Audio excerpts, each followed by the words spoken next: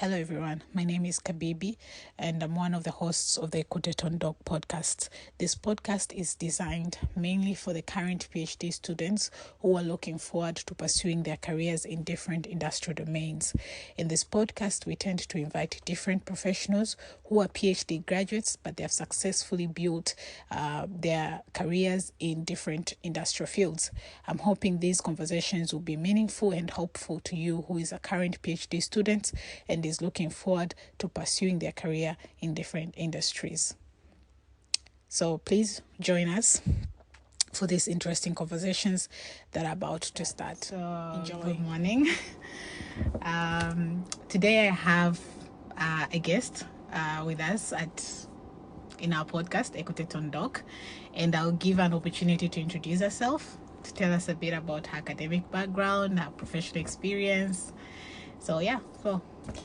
So hello, my name is Flore GOUAUX. I am an engineer in electronics, and I also defended a PhD in electronics a long time ago. It was in 1999. Wow. Okay. So you did the PhD in electronics. You defended in 1999. What was your underground, bachelor background and master's? What did you do? In fact, during in the engineering school, we have the opportunity to do the year just before the thesis. Okay. And it was just a few hours more to get this additional certificate, and so it was still about electronics. I cannot recall exactly what it was about. It's been a long time ago. Yeah, and the thesis was about laser diode. Okay. And we used that to define velocity and using or displacement of something which was in front of the laser diode. Okay. So it was a displacement sensor at the time. It was interesting, but I would not do it again. Interesting, very interesting. Well, that's your truth. So, and you did this PhD in Paris? No, indeed. I come from Toulouse, in the south of France. Okay. And I did all my studies up to the engineering school in Toulouse. Okay. And then I had the opportunity to go to it was not a CIRE, but PhD in the university, in the Ecole des Mines de Nantes, so in Nantes. Okay. So I spent 3 years there. Nice. It was my first time out of Toulouse, far from family. So. Nice experience, and I never come back to Toulouse at the end, just to meet my family. Okay. But for work, I never come back to Toulouse. So tell us about that. After your PhD, how was the journey from there? Indeed, after the end of my PhD, I spent, I think, still 3 months in the same school. Okay. I was not paid, but at some point I was called by the École des Mines de Paris. Mm-hmm. There was an open position there. Okay. And they were looking for external applicants. Okay. Indeed, there were internal applicants, but they were looking for external applicants. Okay. So I said, why not? It was to an associate research position. Okay. So I explained my background and the fact that I did a bit of teaching also during my thesis. Okay. And I got the job. Nice. Yes, it was. I found it, I would say, easy, but it was a position which was complex because it was between 2 labs. Okay. With different managers, so it was not a so easy position at the end. It was interesting to be there because the École des Mines de Paris is well known in France, and I discovered that it is an engineering school very, very general. Yeah. No specific focus. Okay. While my engineering school was targeting different topics, and my topics was electronics, Okay. and I graduated as an engineer, but in general engineer in electronics. But I discovered that there are more general engineers than what I did. Yes, what I was. Okay. So I spent 1 year and a half there, and it was too complex to be in between two labs. So, Okay. So I cannot recall how I find this this job offer in Lyon. Okay. So it was maybe the research. I did a bit of research in Paris. It was about robotics, sensors again. So that's after leaving the Ecole de Mines de Paris after 1 year and 6 months. You went to another. So I joined.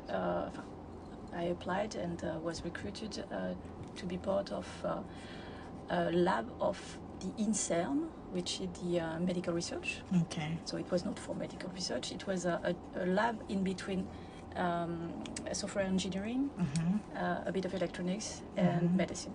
Okay. And the target here was to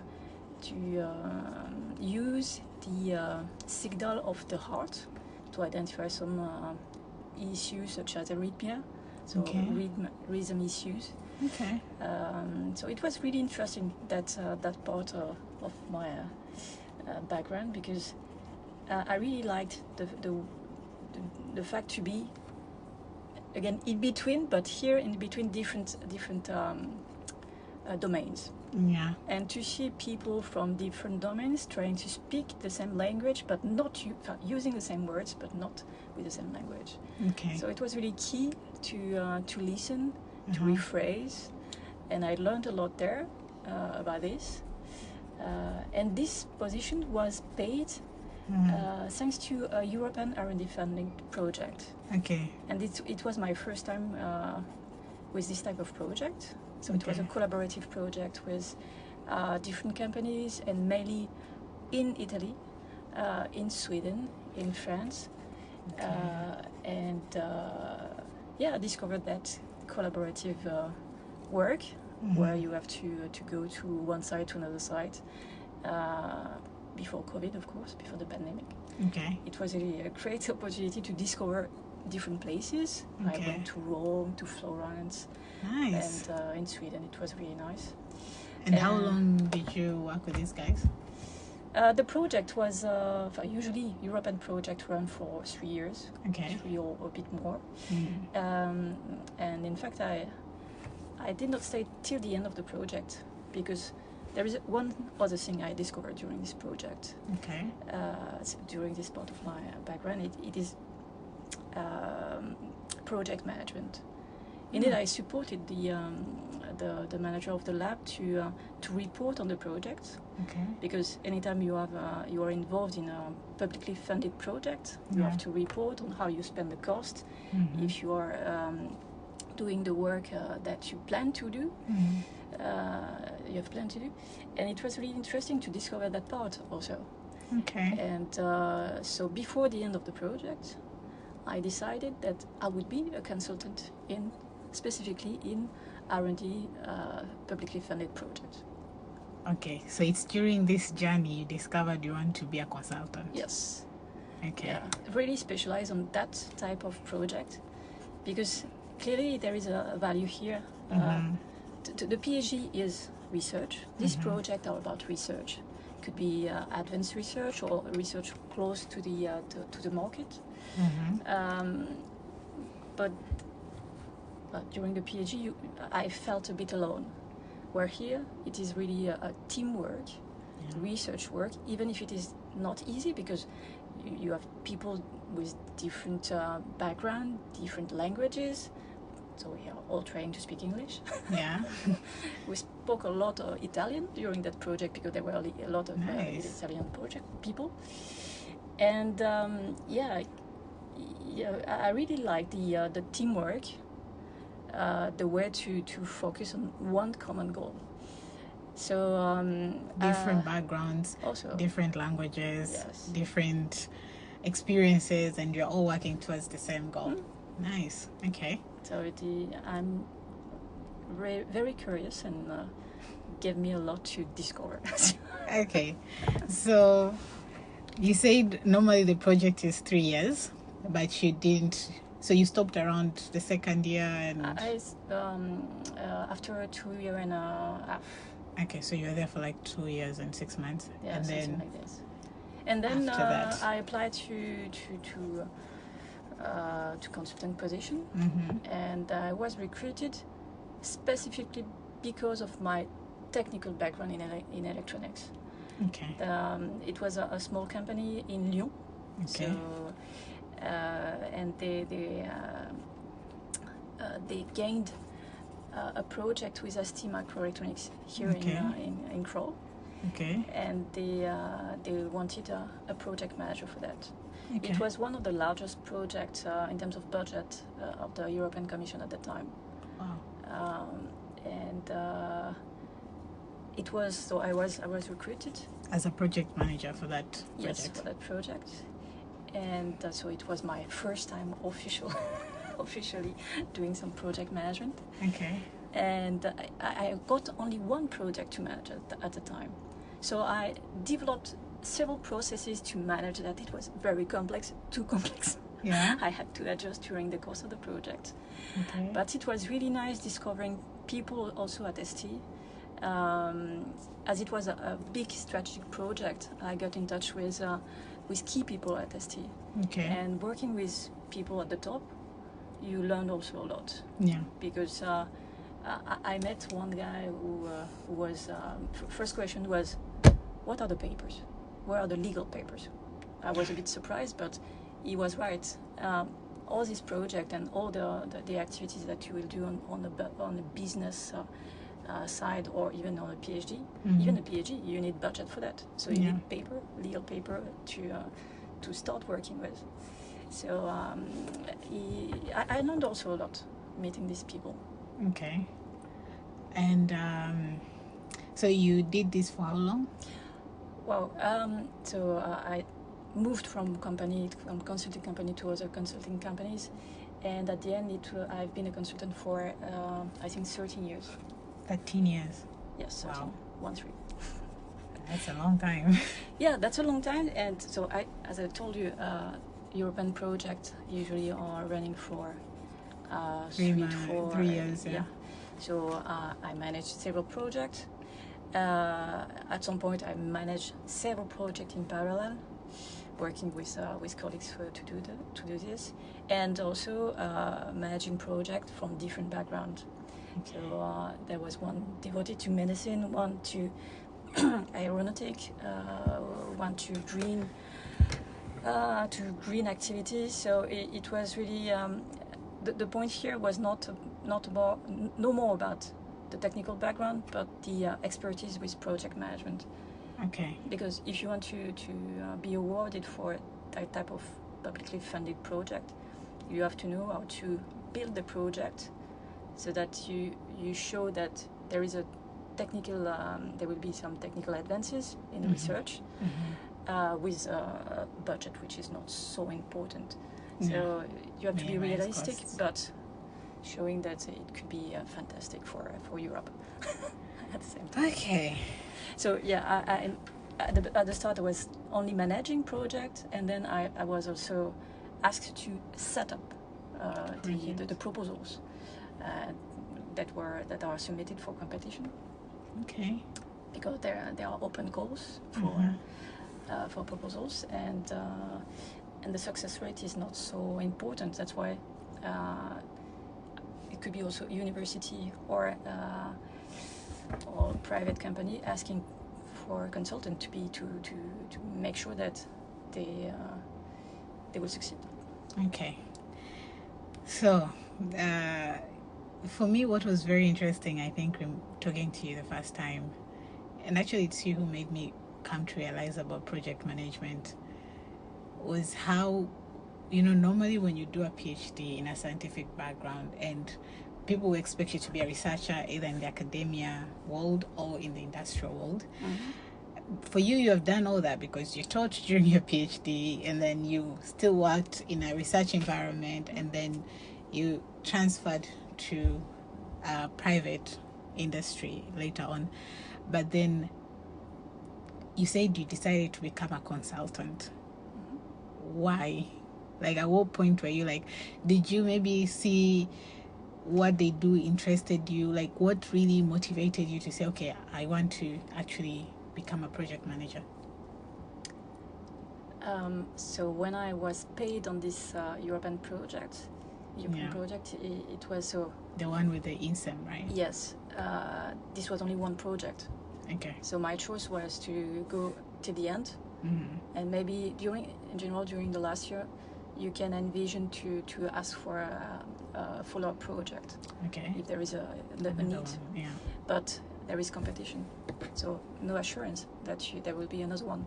Okay. So the sole way to be involved in that type of project is to be at the center of this European project, meaning that you have to find the coordinator, the prime entity which will support the project. Mm-hmm. And for that, the best position was to be a consultant, because you are bought for your expertise by this entity which decide to apply.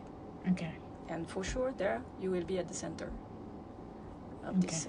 So that's why I think that's why. I cannot guarantee. I cannot remember my decision, but I wanted to do project management for that type of project, research project. Okay. Research collaborative project.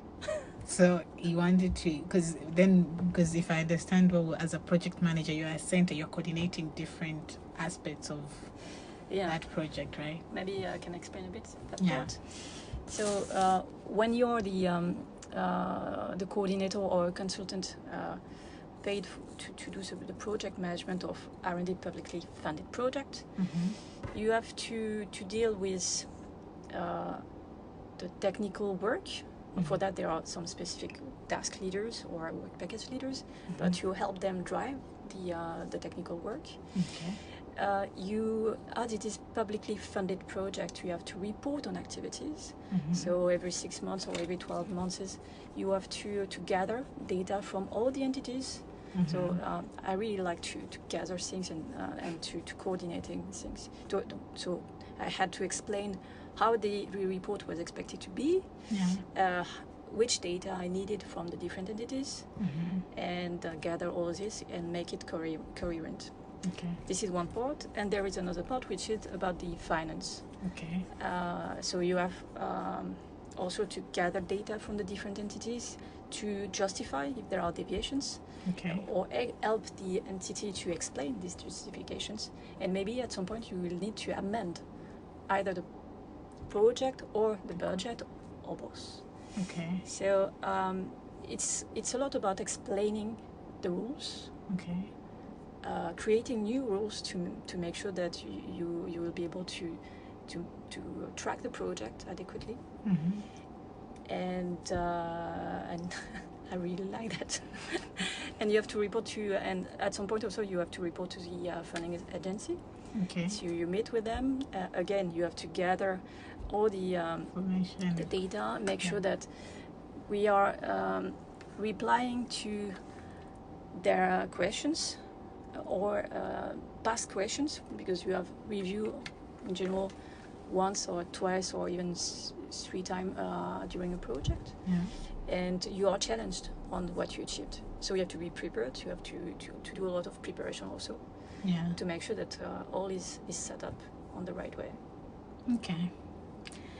Wow. But yeah, clearly when you are doing a PhD, you are doing some project management. Because it is the same. You have to organize your research, maybe mm-hmm. organize some budgets, and you have to gather data for the master for your document, the PhD thesis at the end, and present that at the very end, but also during conferences. So it is very similar indeed.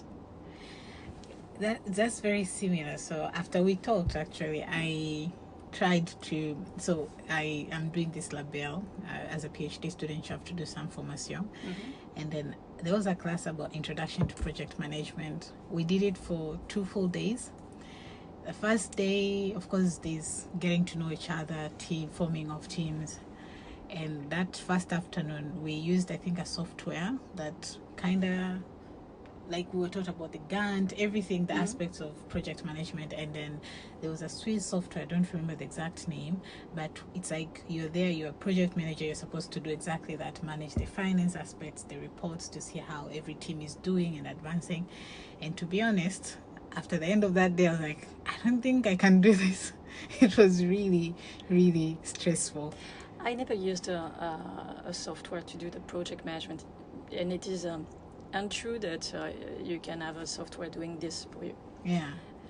Especially this specific type of project. But that's true that you can create a Gantt chart. Yeah. It is important to understand how to create the project and the budget associated to that. So it is really helpful, but it is not sufficient. Okay.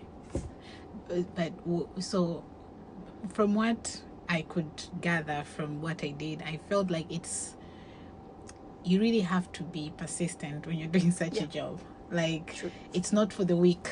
You have to really be strong. And because it's like the different aspects that you're coordinating, and you're supposed to be like aware and in touch about all of them to make sure that everything, there's no fire in your house. So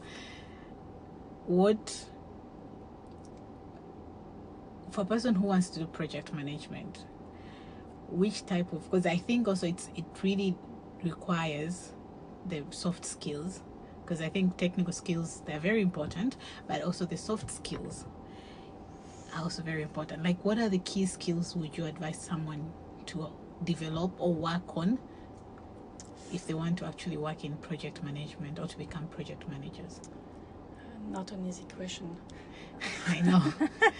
For sure, the persistence is something that you have to work on, and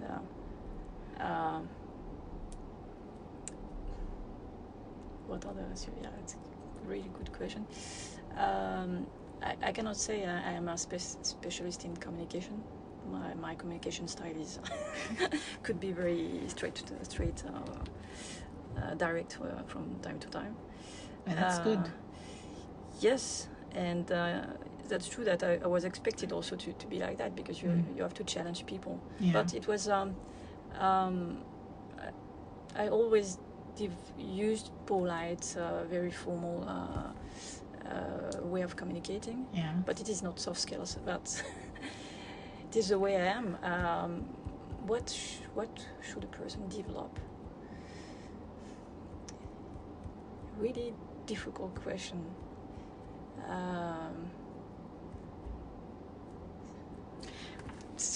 Because if I'm from the way I'm talking to you, and you're telling me how you love collecting data, you love, I think you're a person who likes to be challenged, and then you're a person who also, you're curious. You also say that you're curious, and I think you're a person who also can really push yourself to the limit. Like, you believe you can do anything. But I believe all those, I think also they are personal. Like, it's who you are, and you actually deal with that maybe in your day-to-day life. Yes. It's not just within the office, but outside. Yeah. It is my true self. I've never been somebody else. So yeah, I like things to be the right way in my personal life or in my official business life. Yeah. And when I say I'm curious, it's also because I want to understand how the things work, how the people like to work on. So for me, I said at the beginning that I set up a lot of processes. So I came with my true self saying, we shall do this using these 10 steps, or I tried to impose things, but this did not work. I had to adjust, and maybe this is something that is important to understand how people work. listen to them, and they will work better with you if you are true or if you are interested in what they are doing. Yeah. So it's a matter of transparency, maybe. Yeah. So I was just noting down from what you're saying. So you have to be able to listen, be involved to actually show people like I do care about what you guys are doing, and then also being flexible, because like things you have to adjust a lot. Yes. And also like I think you also said that when you're saying, for example, when you start a project, you have a certain budget that you have prepared, but then during the project you realize maybe you underestimated it, or you have to change some things based on how the project is advancing, right? Correct. For example, the pandemic was there, and all the projects continue to run. We have to adjust to the fact that people were not able to meet. People, some demonstrators were not possible to share, or it was just one partner working at a time. So clearly, we have to adjust. Of course, there is, and hopefully there is no pandemic every 3 years. But any project will adjust at some point, because when you plan such a project, it is at least 1 year before the project could really start, if it is awarded. And you plan this for the next 3 or 4 years. So try to imagine what you will do in 5 years, and you are not alone. It is a bunch of partners working together. So even if with the best guess, you cannot define what you will do in 5 years from now. And also in project, you have everyday entities that are merged or bought by other companies, or there are fusions of labs. You have to deal with that, and the project need to be adjusted to take into account all these changes. And you have to explain that to the funding agency that yes, this partner it was bought, and the new management entity no more wanted to work on that. So you have to explain that, and either to take the task of this entity, which will leave at some point, or to identify another partner, external partner. So it's really about being aware and being curious about what is happening everywhere. So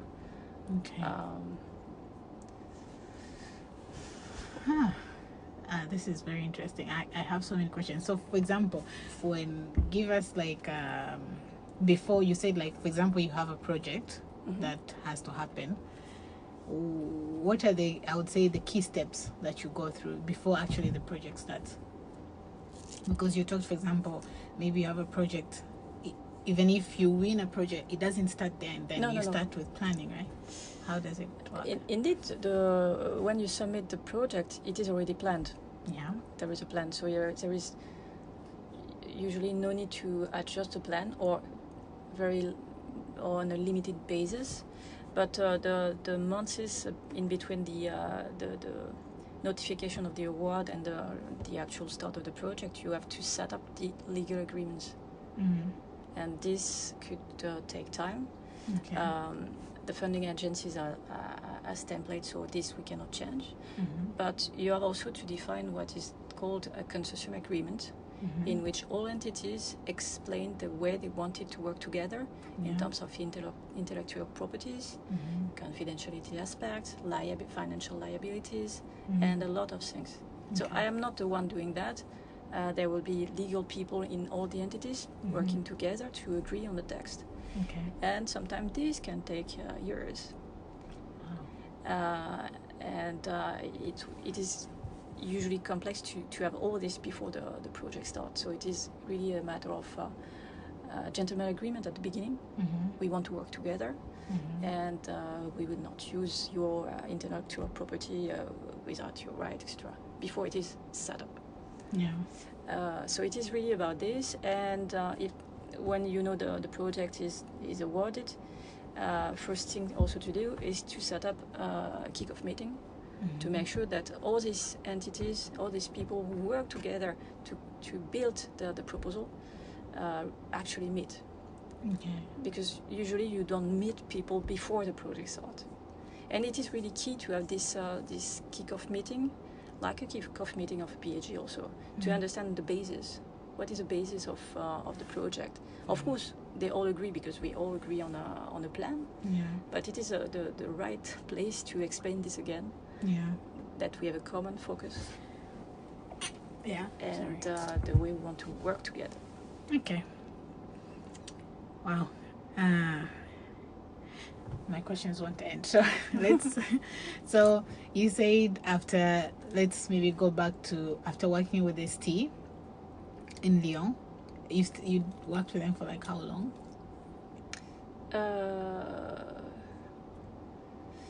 It was one customer of the consulting agency. I think we worked for 8 years, something together, because there was a follow-up project after this first one, and I helped them set up other projects, which I did not manage, I think. And I had a bunch of different customers. And so I also moved from one company to another one. And in the latest consulting company I was in, I had to gain some new customers. So this was another challenge for me, because I'm not a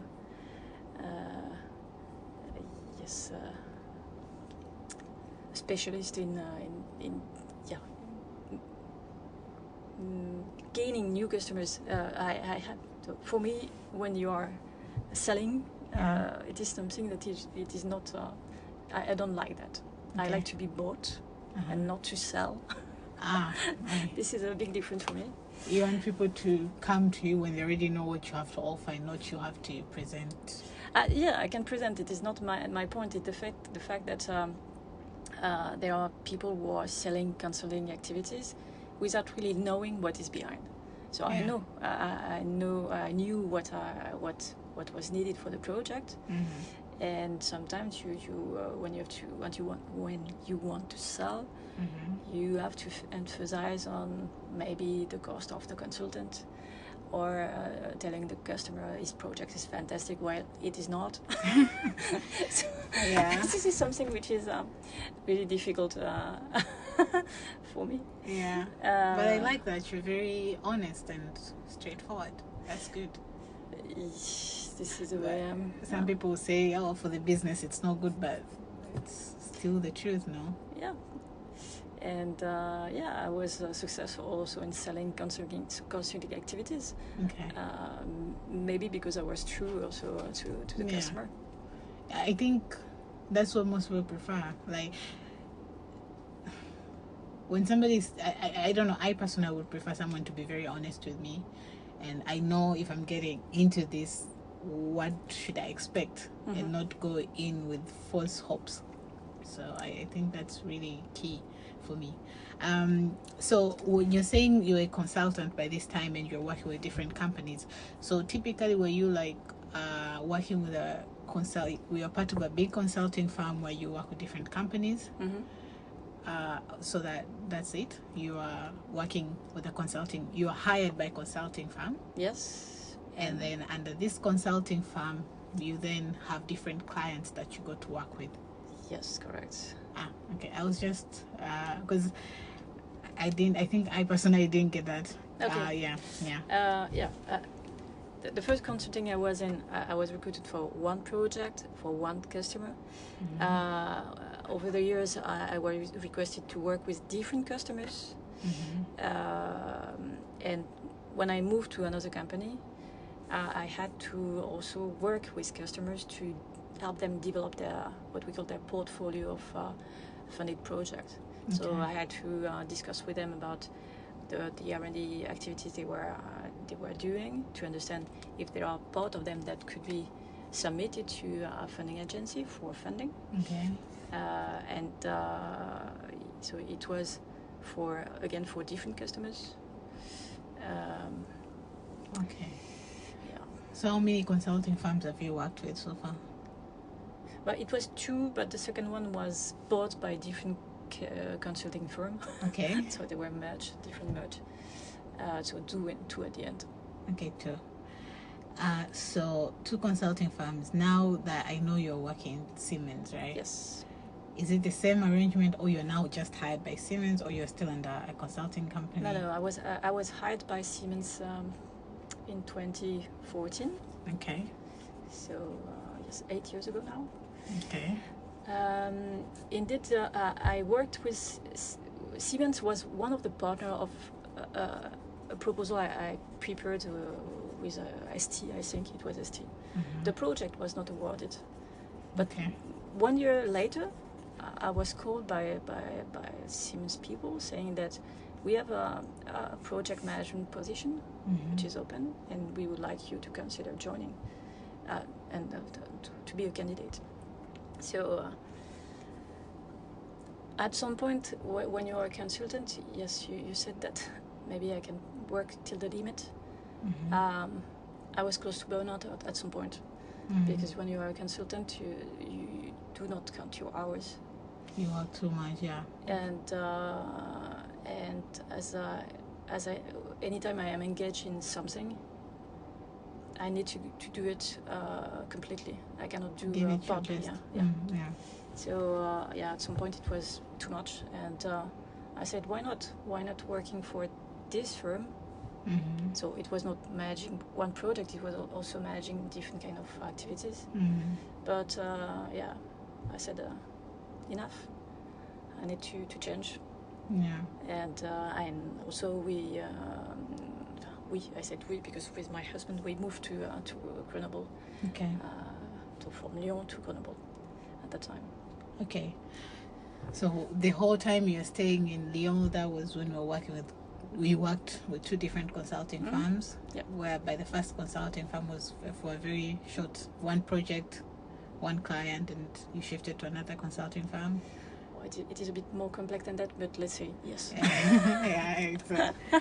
And then you just now in that, because at some point when you're saying I was managing different projects at the same time, I was a bit confused. But now that when you told me, okay, you're under consulting firm, meaning that as a firm you have different clients, and then you can be assigned different of those clients, and exactly. So which I find that very hard, because already I think one project on its own comes with a lot of its challenges, a lot of its complications, and then having to manage like different ones, I think that's really requires.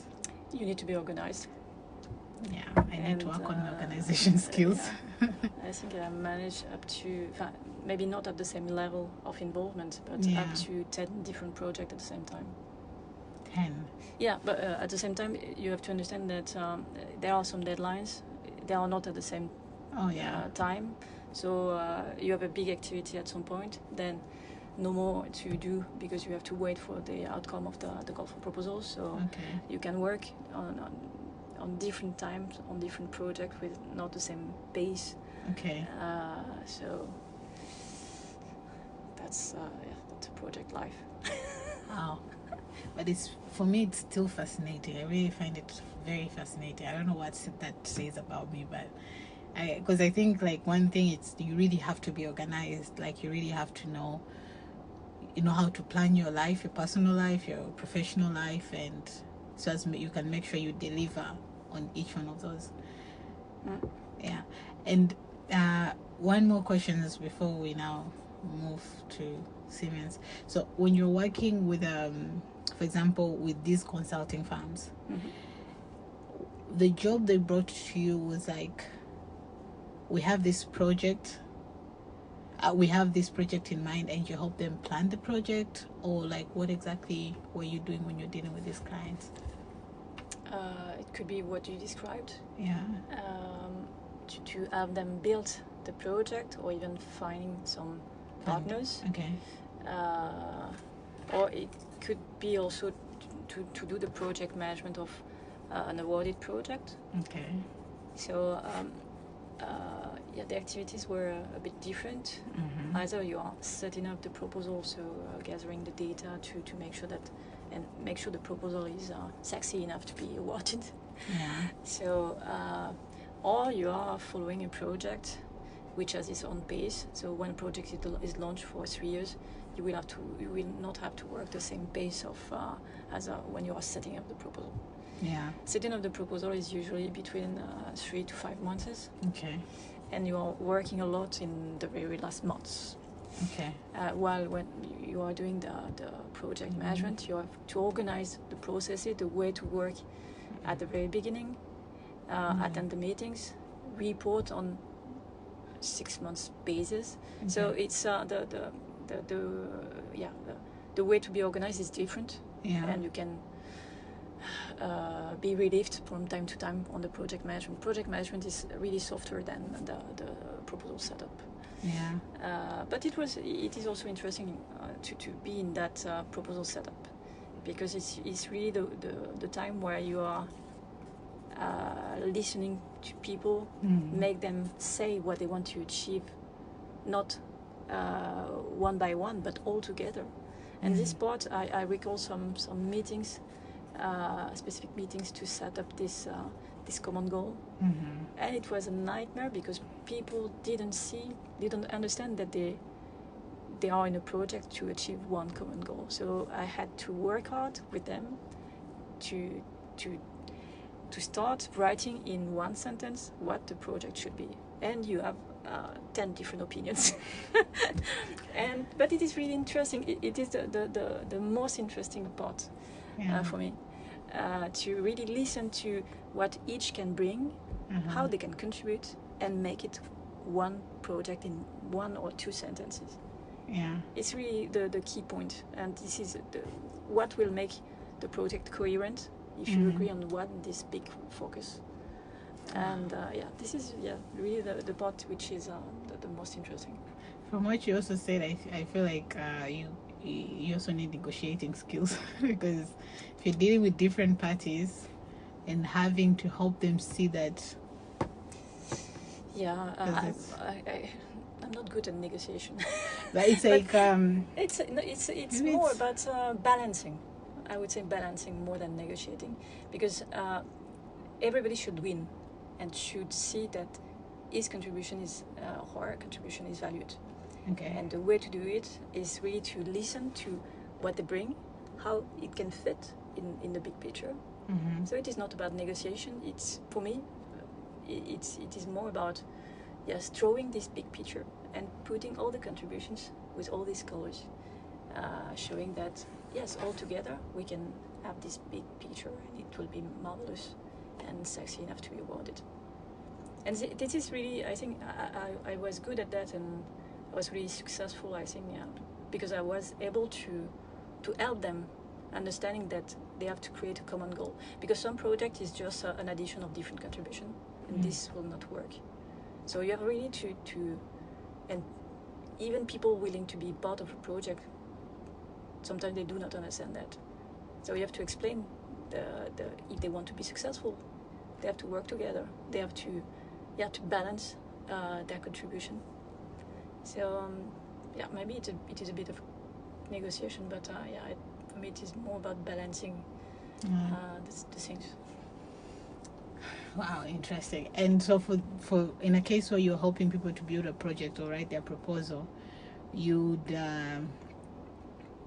just stop at the point where the proposal is ready and they're the ones who deal with the application with for example, the funding agencies, or do you also get involved in that part?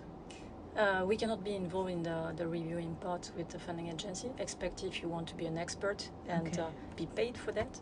Okay. But you cannot be at the same time applicant and reviewer. Okay. So it is possible. I think you can.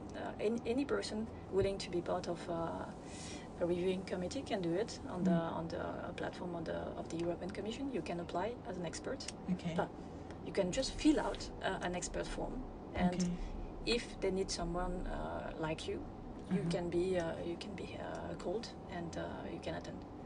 I've never been called to be an expert, but I filled out a form at some point. Okay. Wow. Man, your career is, for me, I find it very interesting. I wouldn't lie, because I feel like it's challenging, but you learn so much, you grow so much. like, because if you're building, it's like, because mainly if you're building proposals, when you're building proposals, you're not specifically dealing with people from your background. True.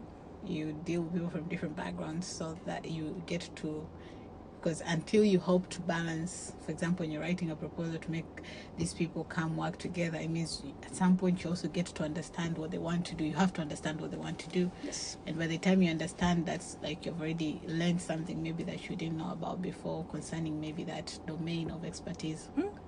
So, wow. Okay. And when now people, so some of these people, maybe you help them build a proposal, they go, they compete, they get the funding. Some of them would come back to you and continue to decide to hire you as their project manager also, right? It was the case for Siemens. I did not get any other offer, but I could have, I think. Yeah. I could have, because when I told some of the customers that I was leaving, one told me, why didn't you say that to me before? So as they could have hired you and kept you for themselves. Maybe, yeah, maybe. Okay. And so when you say also you have to, when you're managing an awarded project and then you have to report the progress of the report, who do you report to? To the funding agency? Yes. Okay. Yeah. So that's the part where you get involved with the funding agency. Yes, because you have to explain to you. So you build a report as you build a proposal, but here you have to explain how you what you work on, if you follow the plan that was submitted and awarded, justify any deviation. This is a report, and usually you are invited to a physical session, a physical meeting, or a meeting, and you have to present again. And there are different reviewers, so different experts that are here who read all the reports, including not only what is called the periodic report, but also all the deliverables focusing on one or two activities. Okay.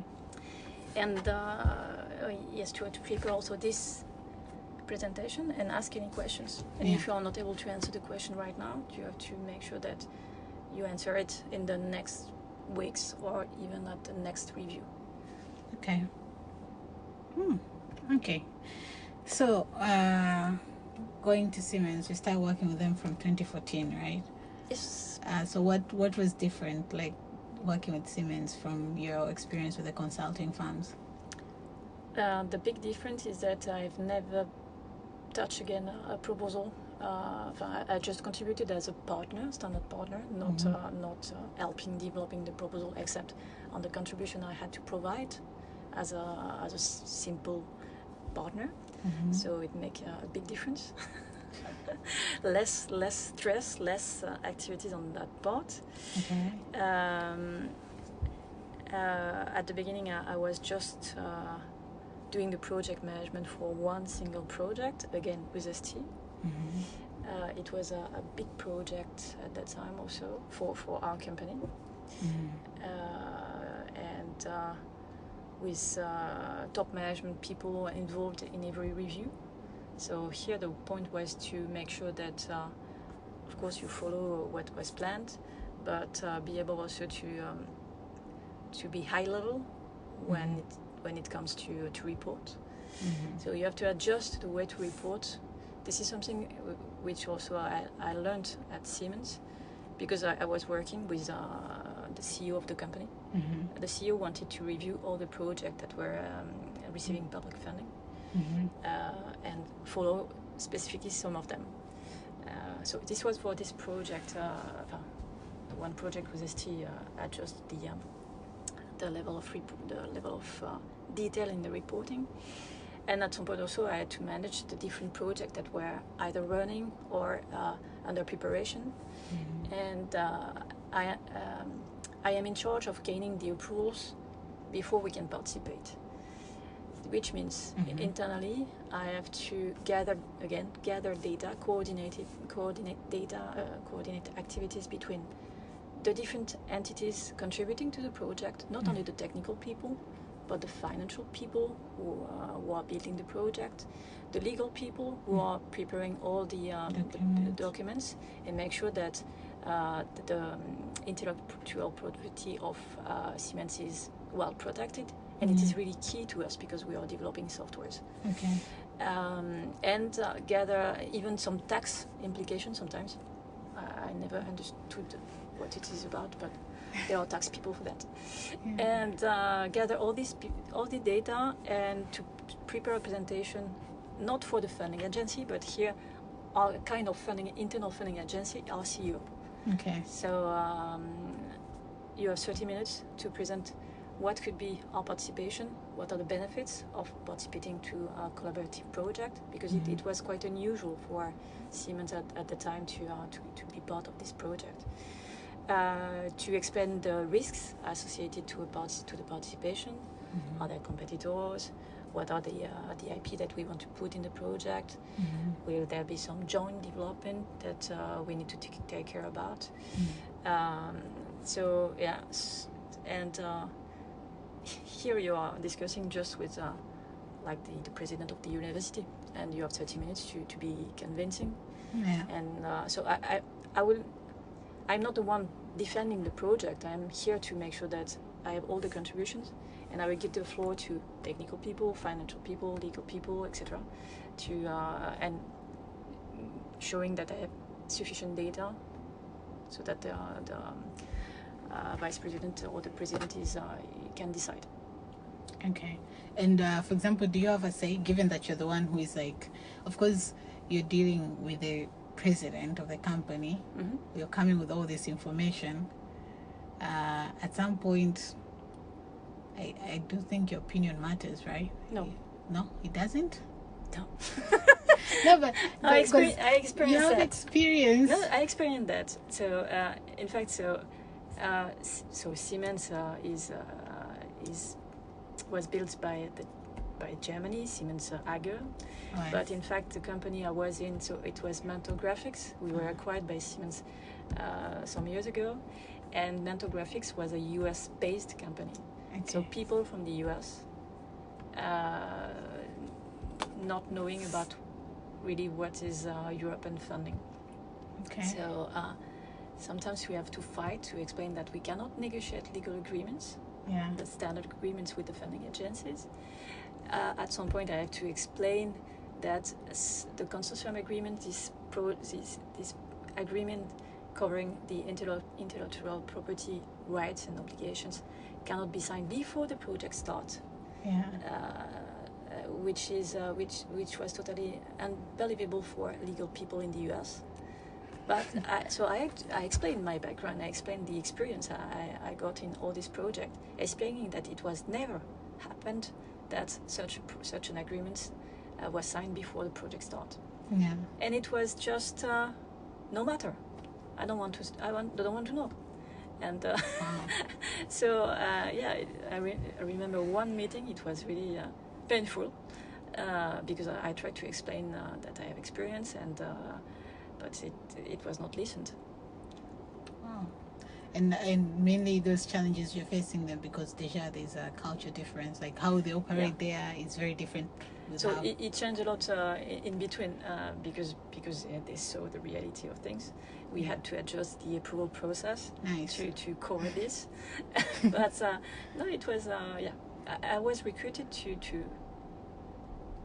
to make sure this approval process is in place and followed.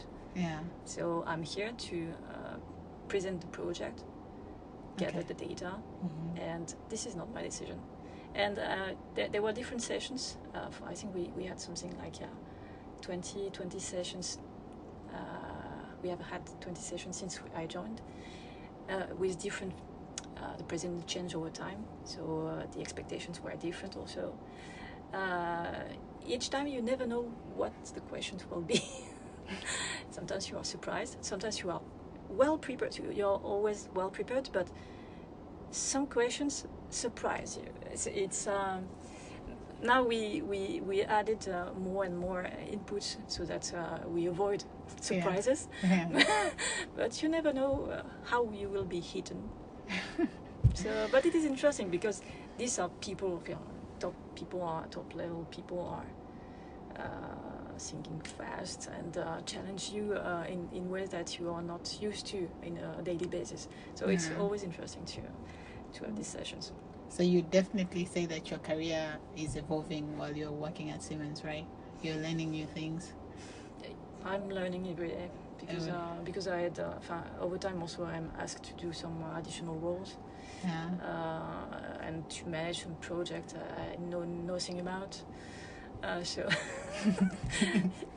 even in software engineering, I had to manage a migration of a SharePoint from one version to another one. I knew nothing about that. It was awful. I did that for 1 year. It was really awful. Well, it was a success. But now you're proud you learned it. Am I proud?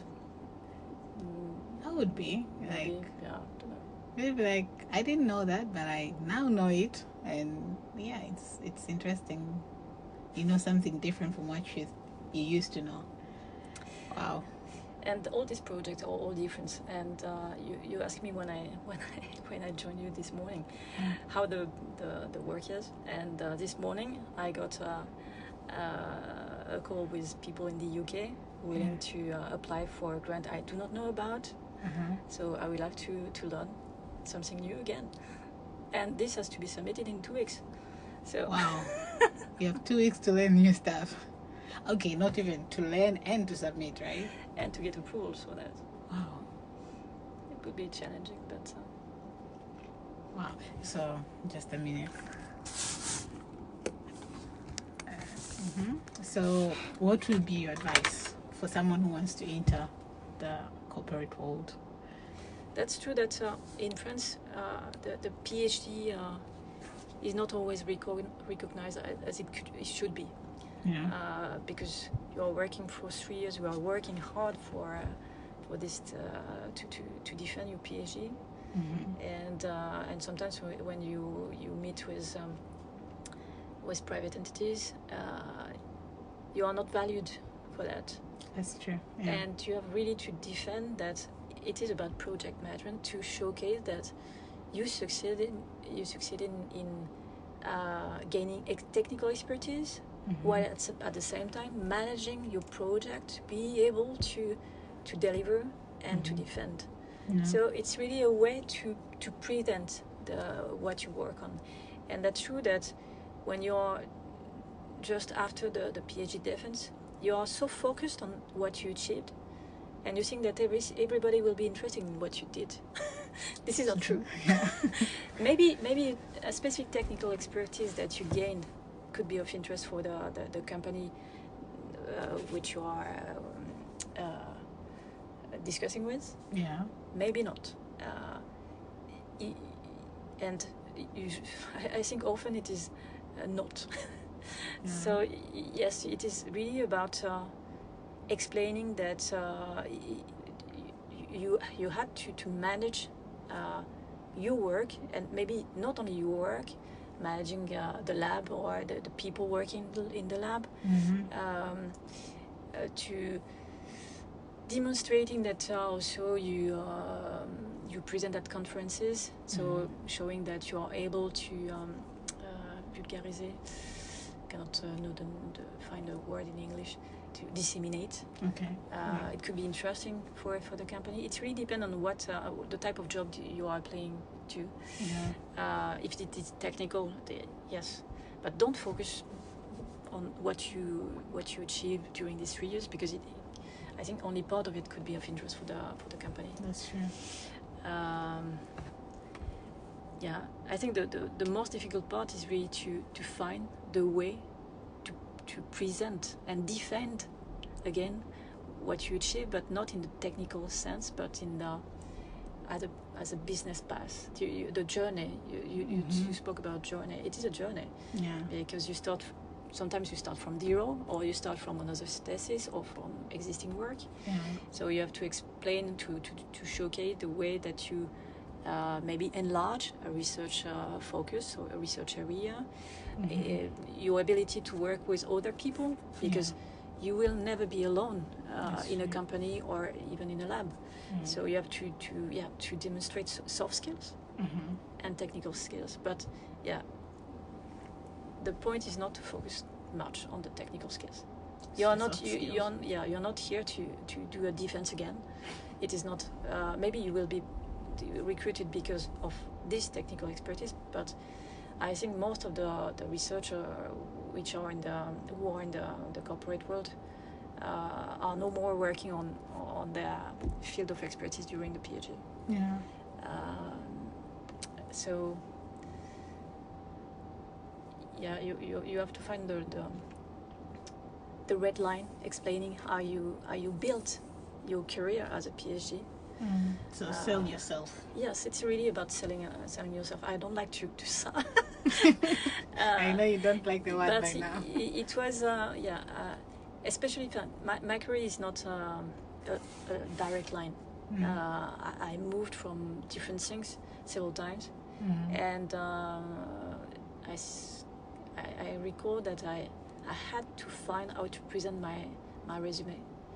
To explain that there is a connection between all I did.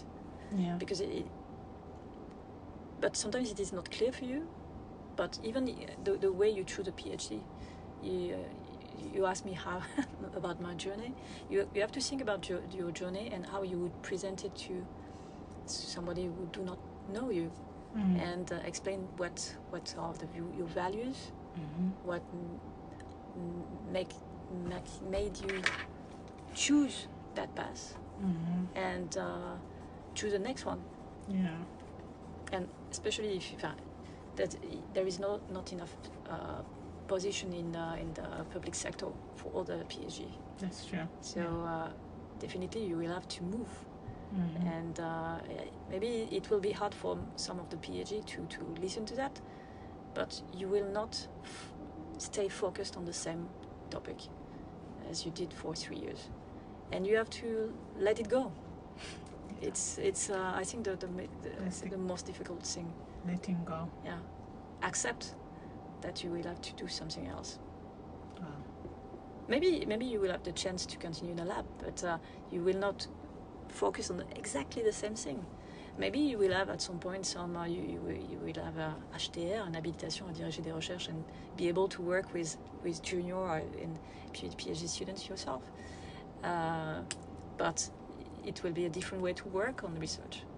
But there are plenty of research activity in the corporate world, which is good to know. Yeah.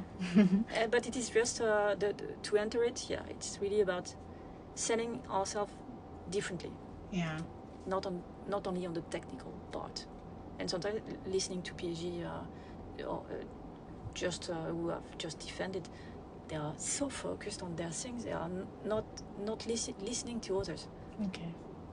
And yeah, you have to open your eyes. Which brings me, I know this question I was supposed to ask you before. So during your journey from the moment you finished your PhD to where you are now, could you tell us what challenges you faced? Like challenges that you look like, oh, that was hard. Either if it's, I don't know if you faced challenges, for example, when you're finished and then looking for a job, because you said you stayed like, I think you stayed 6 months extra in your Ecole to Mines. And at the end of my PhD, I was not sure about what I will achieve after. Yeah. And in fact, I had the chance to have opportunities coming to me. I did not really look for the opportunity in Paris. Yeah. I did not look for the opportunity to do this PhD. It came to me also.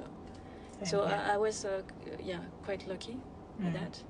But then when I decided to be a consultant, then I applied. But I cannot recall really challenges. Yeah.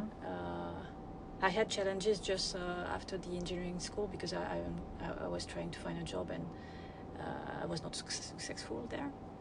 So that's why the PhD offer was great for me. You are open to it. Yeah. Once again, be open. And yeah, maybe this is also a key point. It's important to be aware of the opportunities around you. Sometimes we miss them. How do you get to be aware of the opportunities around you? Listening to people. You see, I told you at some point when I decided to move from the consulting firm to Siemens. I discussed with customers, and one of them told me, you should have told me. And there was an opportunity there. I did not see it.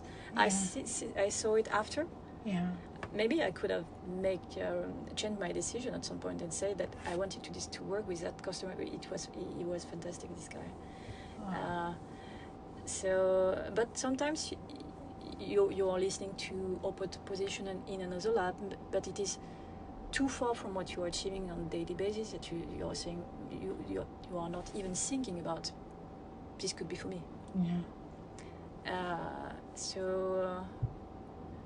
Yes, it's about listening, paying attention to what's happening around you before you look very far.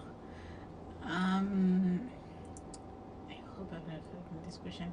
That's right. Yeah, what would you say about networking? Yeah, networking is key. Because I think a lot of PhD students just have a time with that. Yeah, that's why. I think when we met, I mentioned that you should be part of collaborative activities, collaborative research activities. Because you are starting building your network. Of course, you are in a lab. You have the different professors. You can network, but it is good to work with people outside your university if you have the chance to do this. You can network when you are at conferences, meet with people maybe working on the same field, maybe not directly the exact field, but it is a way to identify the connections to what you work on. And I would recommend to use social networks such as LinkedIn. I use LinkedIn a lot to connect to people with whom you have, I would say, not intimate connection, but professional connections. And keep them, because you will grow, they will grow, this will create opportunities. Now, the people who were engineer at the same time as me, they are CEO of Orange, they are VP of Teles, some of them. Some of them are really successful.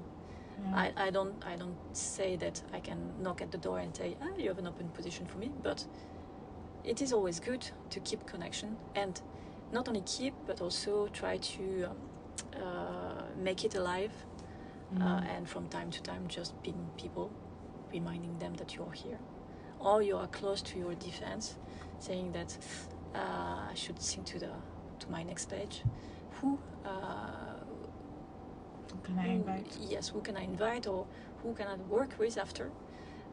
Maybe it is a lab which is not here, but in another city, working on the same field. That could be interesting by me, or trying to see the application of your research, so that you can see which type of company could be interesting in your background. Okay, wow. Now we stop here because...